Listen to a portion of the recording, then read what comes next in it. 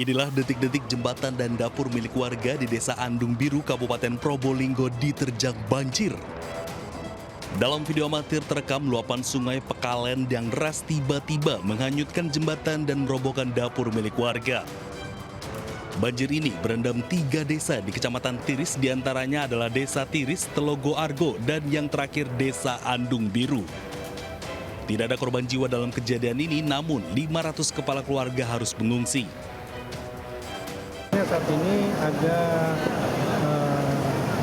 totalnya 6 jembatan yang terbentuk oleh banjir ini, yang 5 ini 4 hanyut, kemudian 1 masih ada tapi miring. Jadi yang 3 semi permanen, yang 2 itu memang jembatan bambu penghubung ya. Pemerintah Kabupaten Probolinggo akan membuat jembatan darurat agar aktivitas warga bisa normal kembali. Dari Probolinggo, Jawa Timur, Hana Purwadi, iNews melaporkan. Pemirsa, Presiden Prabowo Subianto meninjau dan mengunjungi para pengungsi banjir bandang dan tanah longsor di Karangbaru, Aceh Tamiang. Dalam kunjungan, ia meminta maaf jika sejumlah kebutuhan masyarakat terdampak banjir bandang dan longsor di Kabupaten Aceh Tamiang belum terpenuhi, termasuk ketersediaan listrik.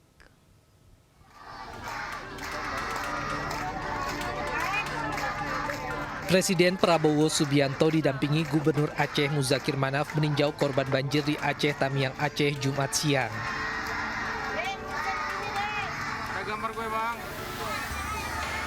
Dalam kesempatan, Presiden juga menyapa korban banjir yang terbaring hingga menyapa anak-anak di pengungsian.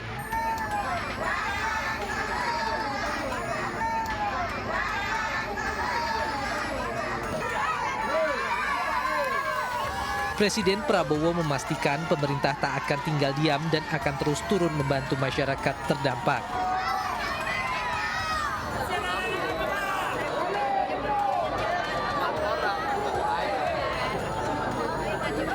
Prabowo juga sempat meminta maaf karena aliran listrik belum sepenuhnya pulih imbas banjir bandang. Saya lihat keadaan, insya Allah bersama-sama kita akan memperbaiki keadaan ini. Pemerintah akan turun, akan membantu semuanya, ya.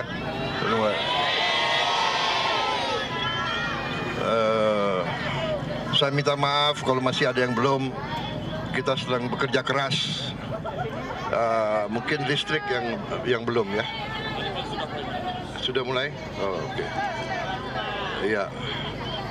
Ya, kita berusaha, kita tahu di lapangan sangat sulit, ya. Keadaannya sulit, jadi kita atasi bersama. Selain itu, Presiden Prabowo berharap kondisi di wilayah-wilayah terdampak banjir dan longsor Sumatera lainnya dapat segera pulih. Dari Aceh Tamiang, Aceh, Tim Liputan iNews melaporkan. Pemirsa, tayangan olahraga bertajuk Sporty Plus resmi hadir di tanah air sebagai platform yang menggabungkan antara olahraga dan hiburan. Program yang diusung RCTI Plus dan TS Media ini diharapkan dapat mengembangkan tren olahraga di kalangan anak muda. RCTI Plus kembali menunjukkan komitmennya dalam menghibur para pencinta sport dan entertainment melalui program Sporty Plus. Program terbaru hasil kolaborasi dengan TS Media diharapkan memperkuat kehadiran RCTI Plus di kalangan anak muda.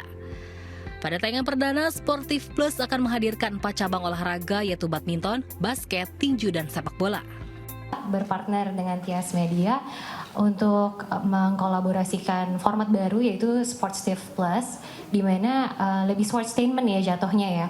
Dan ini bisa memberikan format tambahan yang lebih fun, lebih menghibur gitu untuk pencinta sports dan maupun entertainment gitu. Program hasil kerjasama yang diresmikan di MSC Conference Hall iNews Tower Jakarta akan disiarkan melalui layanan over the top RCTI Plus. Kita ingin membuat suatu tayangan yang berhubungan dengan sports, tapi entertainment juga ada, lifestyle-nya juga ada, karena kita melihat tren bahwa banyak sekali anak muda atau ya komunitas-komunitas sekarang begitu berkembang dan mengusung tema olahraga. Ngelihat tren, ngelihat seberapa banyak community dan partisipan yang bisa ikut, bisa menikmati, bisa mengerti Dan ini ya itu tadi mungkin Valen juga udah bilang nggak cuma buat ditonton offline serunya, tapi ditonton online juga seru juga. Selain untuk memperkuat penetrasi di kalangan audiens muda, kolaborasi RCTI Plus dan Tes Media diharapkan mampu menciptakan ruang industri media dan olahraga yang lebih baik. Dari Jakarta, Rizky Ihwal dan Aris Setiawan, iNews melaporkan.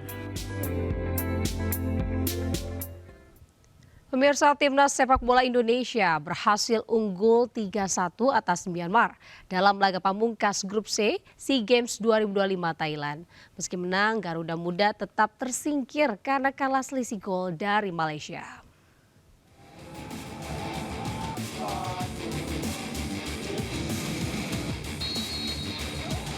Skuad Garuda Muda bermain agresif sejak menit awal dalam laga pamungkas Grup C ajang SEA Games 2025 Thailand.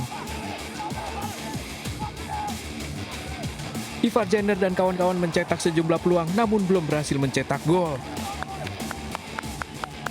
Menit 28 Myanmar mampu unggul lebih dulu, gol tercipta hasil tembakan melengkung Min Mau Au yang menembus gawang Dava.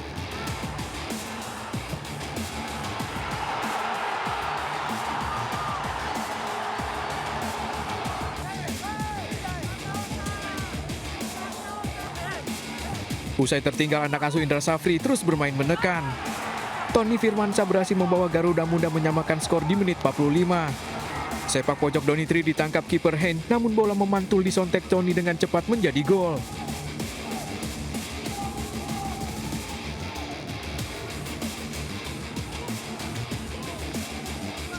Jens Revan yang masuk sebagai pemain pengganti berhasil menambah keunggulan Timnas Indonesia 2-1. Golnya dicetak di menit 88 lewat sepakan jarak dekat.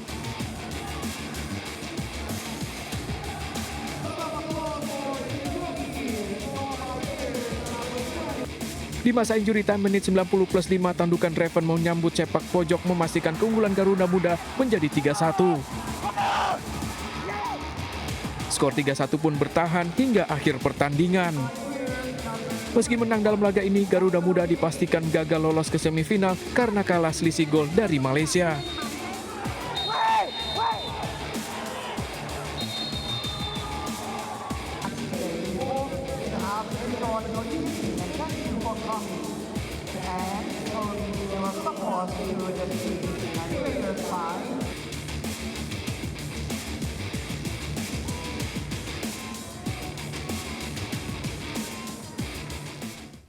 Pemirsa, Timnas Futsal Putri Indonesia menghadapi Vietnam di laga pembuka Grup B SEA Games 2025 Thailand.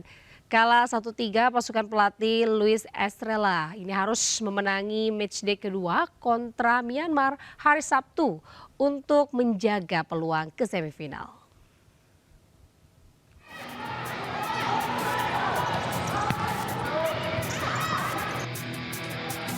Timnas Futsal Putri Indonesia menghadapi Vietnam di laga pembuka Grup B SEA Games 2025 Thailand. Berlaga di Bangkok, kedua tim bermain terbuka sejak awal laga. Namun hingga babak pertama usai, belum ada gol tercipta. Vietnam membuka keunggulan lewat gol Tan Thuy Thuy Trang saat babak kedua berlangsung 4 menit.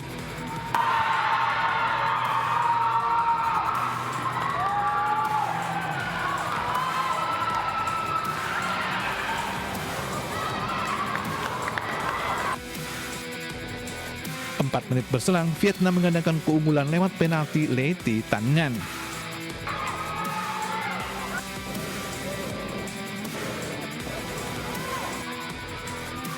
Vietnam menjaringkan gol ketiga lewat Nguyen Phuong An pada menit 37.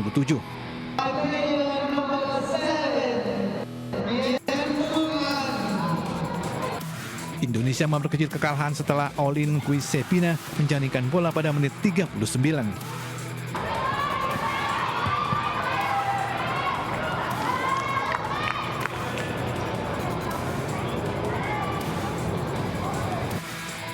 Kalah 1-3, pasukan pelatih Luis Estrella tersebut harus memenangi matchday kedua kontra Myanmar hari Sabtu untuk menjaga peluang lolos ke semifinal.